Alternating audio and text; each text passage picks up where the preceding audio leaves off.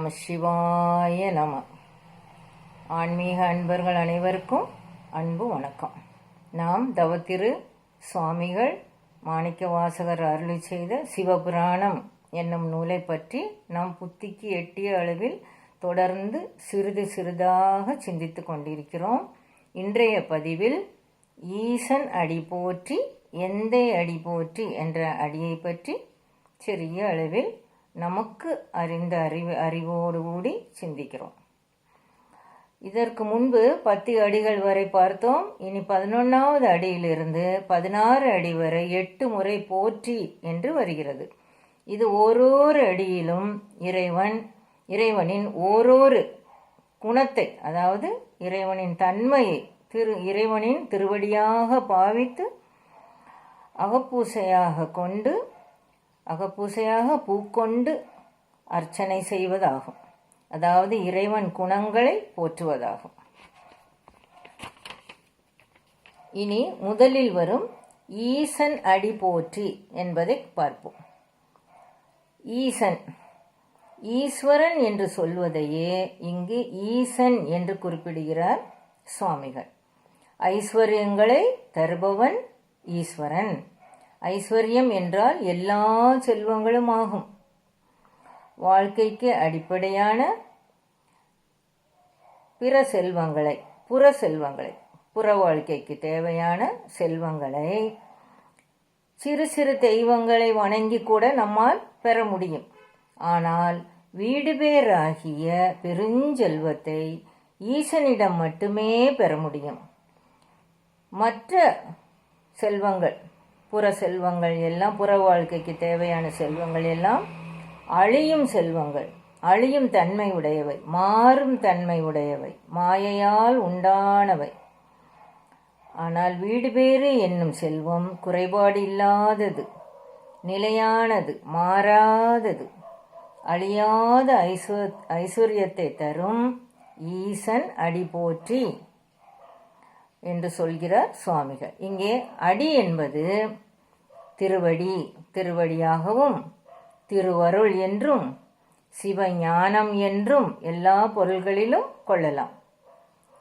அதற்கும் மேலாக இங்கே அடி என்பது இறைவனின் குணங்களாகவும் வருகிறது. அடி என்பது குணம் என்பதின் உருவக சொல்லாக இங்கே வருகிறது.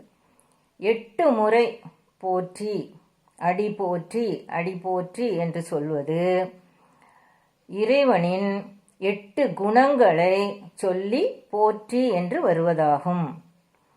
இறைவனின் 8 குணங்கள் என்னென்ன அதை பார்ப்போம். முதல் குணம் பிறருக்கு வசப்படாமல் எல்லாவற்றையும் தன் வசமாகவே வைத்திருப்பது. இரண்டாவது, தன் அடியார்களுக்கு உருவமாக எழுந்தருளும் போது பிற உடம்பின் தாக்கம் இல்லாமல் தூய உடம்பாக வருவது. மூன்றாவது, பிறரால் உண்டாக்கப்படாமல் இயற்கையாகவே உணர்வு பெற்றிருப்பது. நாலாவது, பிரபஞ்சம் முழுவதும் ஒரே சமயத்தில் உணர்வது, சதா உணர்வு நிலையில் இருப்பது. ஐந்தாவது, பாசங்களின் கட்டு எதுவும் இல்லாமல் இயல்பு நிலையில் இருப்பது. ஆறாவது, மிகப்பெரிய அருள் உடையவனாக இருப்பது. அடுத்தது, முடிவில்லாத ஆற்றலை பெற்றிருப்பது. அடுத்தது, அளவில்லாத ஆனந்தம் உடையதாக இருப்பது. பேரானந்த பெருநிலையாயிருப்பவன் இறைவன். இப்படி ஓரோரு அடியிலும் இந்த 8 குணங்களையும் ஓரோரு குணத்தை அடியாக வைத்து பாவித்து போற்றுகிறார் சுவாமிகள். இனி யோக ஆதாரத்தை வைத்து இந்த அடியை பற்றி சிந்திப்போம். ஈசன் அடி போற்றி என்னுள்ள அடியை யோக ஆதார ரீதியில் சிந்திக்கலாம்.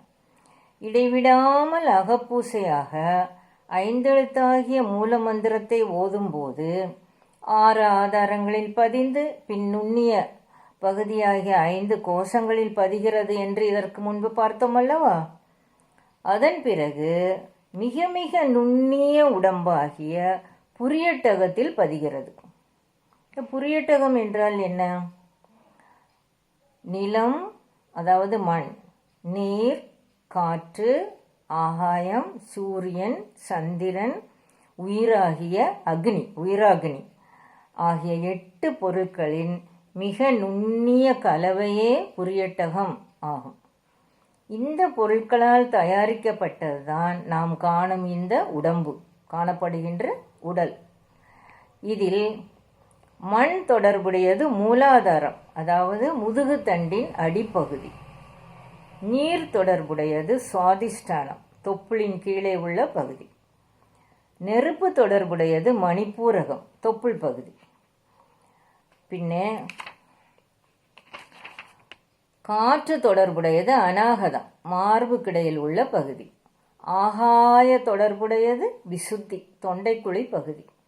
சூரிய தொடர்புடையது வலதுகண். சந்திர தொடர்புடையது இடதுகண்.